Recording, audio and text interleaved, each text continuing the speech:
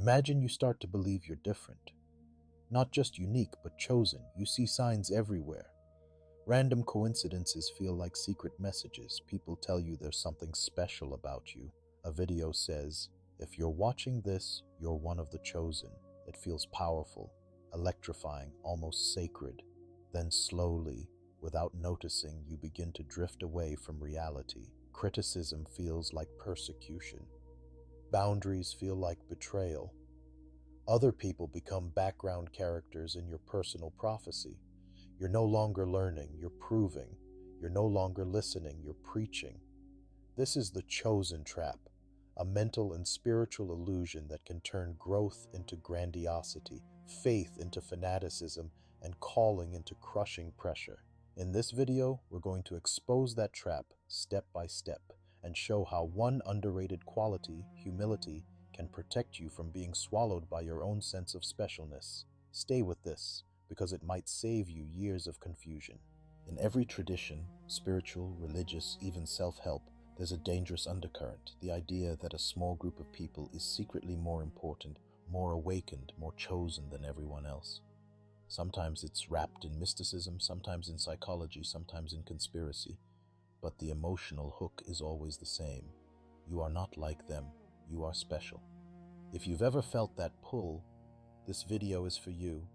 We're going to look at how the chosen story hijacks your ego, how it isolates you, and how it makes you easier to manipulate by others and by your own fantasies. And we'll explore why genuine humility isn't weakness, it's armor. If you care about staying clear, grounded, and mentally healthy, watch till the end. And if you find this kind of deep dive useful, consider subscribing and tapping the notification bell so you don't miss the next episodes in this series on ego and inner freedom. Let's define the chosen trap clearly. It isn't simply believing you have a purpose or unique gifts. That's healthy. The trap begins when your sense of purpose quietly shifts into a sense of superiority. It sounds like this. Other people are asleep, I'm awake. Most humans are NPCs. I'm one of the real ones. Only a few of us truly get it. Or more spiritual versions. We are the 144,000. Our group is God's elite. My trauma made me a higher being.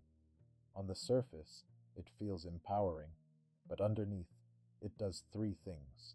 First, it separates you from ordinary humanity, making you harder to reach. Second, it inflates your ego while pretending to be about truth or enlightenment. Third, it blinds you to your own flaws, because criticism sounds like an attack on your special status. Humility doesn't destroy your sense of purpose. It keeps it human-sized and reality-based, where it can actually help people. To understand why the chosen trap is so seductive, we have to talk about unmet needs. Many of us grow up feeling unseen, dismissed, or ordinary in painful ways. Maybe you were the black sheep, the gifted kid who burned out, the quiet one, the weird one, the one who never fit. Then, along comes a story that says, you were never the problem. You're special. They just couldn't understand you. In fact, you're part of a rare group destined for something higher. That lands right on old wounds. Psychologically, this offers three things at once: meaning for your suffering, status in a world where you felt inferior, and belonging to a secret in-group. That's potent. It's not stupidity. It's human. But the cost is hidden. The more comfort you draw from being chosen, the harder it becomes to question the story. And the less you question, the more control that story has over you. Humility, paradoxically, begins with honoring those wounds without building a throne on top of them. The chosen narrative rarely appears as ego at first. It often hides inside language like calling, mission, or higher frequency. None of those terms are necessarily bad. The problem is how your ego quietly bends them. You might start saying, I'm not arrogant, I'm just aware of my role. I'm not judging others, I just see their lower vibration. I'm not isolated, I'm being set apart. Notice how every painful feeling, loneliness, confusion, rejection, gets reframed as proof that you're chosen. This is ego's favorite move. Turn every discomfort into confirmation. Humility does the opposite. It lets you say, Maybe I am misreading this. Maybe I need feedback. Maybe I'm special in some ways and limited in others like everyone else. Humility doesn't erase your gifts. It keeps them in context. You're not the main character of the universe. You're one important thread in a vast, interconnected story. That shift alone can lower anxiety and pressure dramatically. The chosen trap doesn't just distort how you see yourself, it distorts how you see other people. When you believe you're part of a higher group, the rest of humanity quietly becomes them. You may start talking about sheep, matrix people, low vibration folks, the unawakened, normies, or narcissists as a faceless mass. This makes it easier to dehumanize, to dismiss nuanced criticism, and to avoid self-examination. After all, if someone disagrees, they're probably just not on your level, right? Humility restores detail. It lets you look at another person and think they're carrying a whole universe of experiences I don't know. They might see something I'm missing. Humility doesn't mean you abandon discernment. You still set boundaries. You still walk away from harmful people or ideas. But you stop treating disagreement as proof of inferiority. That single shift can save friendships, families, and sometimes your connection to reality. Cult leaders, manipulative teachers, and certain online creators understand the power of the chosen story very well. One of the easiest ways to gain control is to convince people they're part of an elite group that others can't understand. The formula looks like this. Step 1. Flatter. If you're still watching this, you're not like the average person. Step 2. Isolate. Most people won't get this, so don't bother explaining it to them. Step 3. Demand loyalty. Because you're chosen, you'll be tested. Anyone who questions this is an agent of darkness, jealousy, or low vibration. Suddenly, ordinary doubt becomes betrayal. Critical thinking becomes weakness. Leaving the group feels like falling from grace. Humility breaks this spell by allowing you to say, I might be wrong. My teacher might be wrong. My group might be partly right and partly deluded. That simple permission to question often separates growth communities from psychological prisons. You might be thinking, but I really have had intense spiritual experiences, synchronicities, or insights. Isn't that a sign I'm chosen? Here's a perspective shift. Extraordinary experiences don't necessarily mean you're above others. They mean you're human in an extraordinary moment. Mystical states, deep intuitions, wild coincidences, these have happened across cultures, time periods, and belief systems.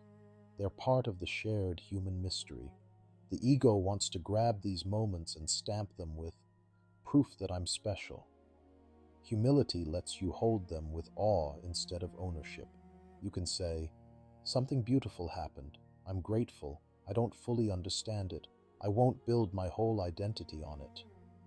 This protects you from chasing experiences just to feel superior and from dismissing others whose journeys look quieter on the surface. Some of the wisest people you'll ever meet are outwardly ordinary and inwardly deep, and they rarely call themselves chosen. Let's draw a sharp line between healthy self-worth and the chosen illusion. Healthy self-worth sounds like, I matter, my life has value, I have gifts, and so does everyone else. I don't need to be better than others to belong. The chosen illusion sounds like, I matter because I'm above others. My worth depends on being rare, misunderstood, or ahead of the curve. If I'm not special, I'm nothing.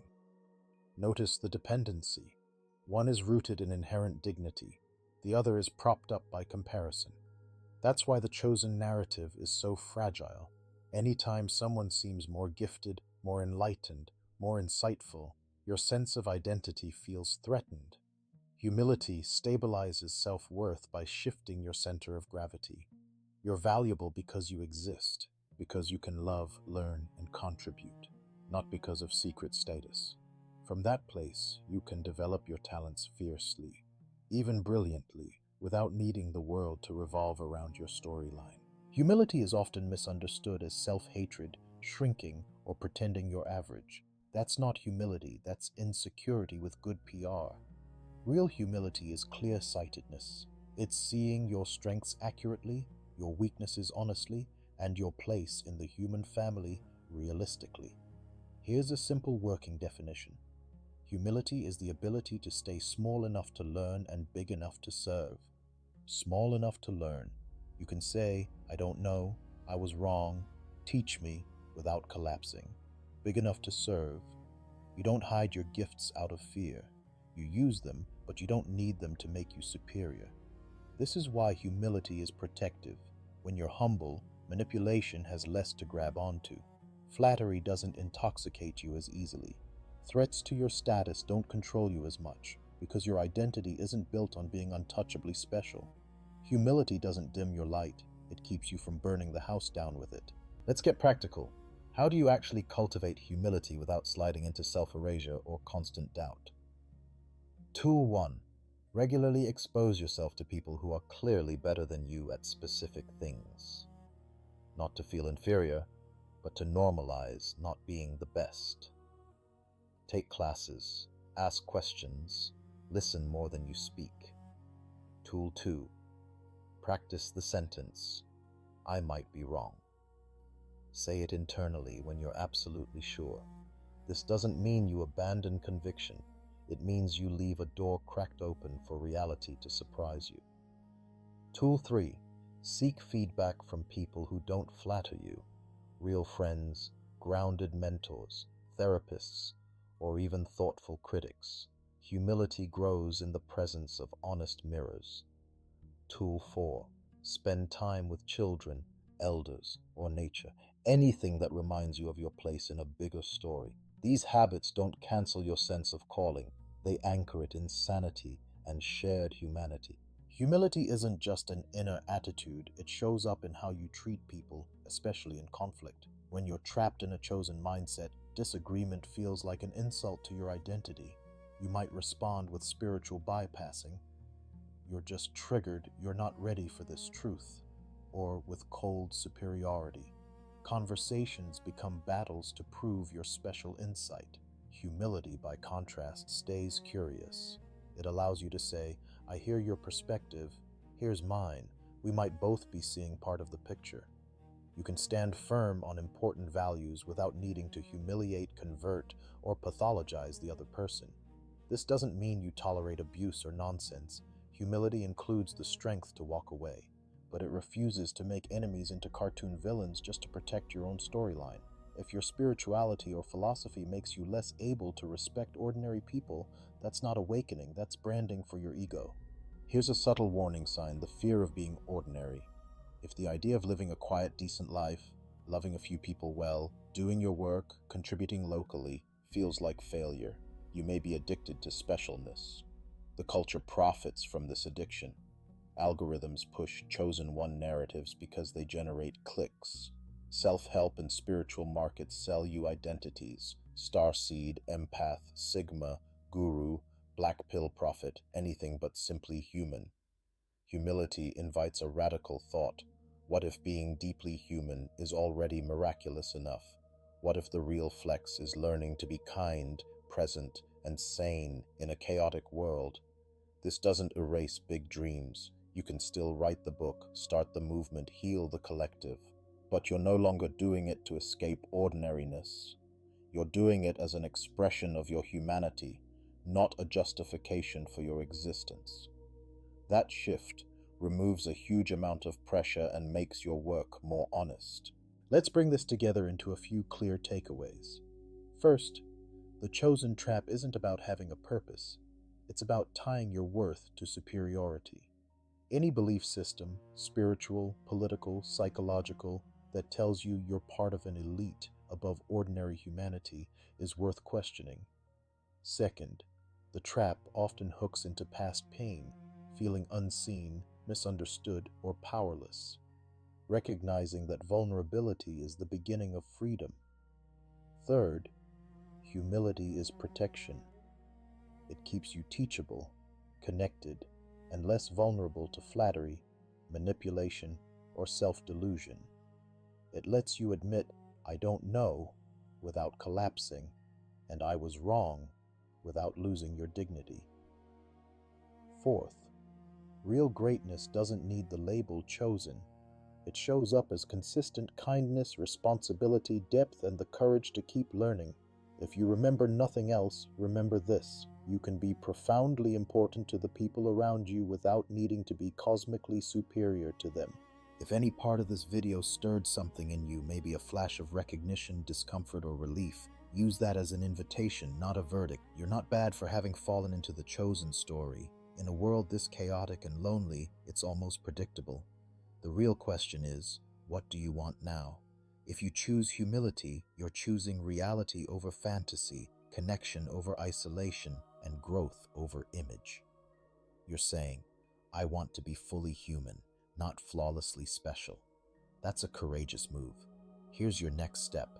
Pick one relationship or community where you can practice humility this week. Listening more, admitting uncertainty, or appreciating someone else's gifts without comparing. If you want more content that challenges ego traps and goes deeper than surface-level motivation, hit subscribe, turn on the notification bell, and share this video with someone who might be caught in the chosen narrative. Your story matters. Not because you're above everyone, because you're one of us.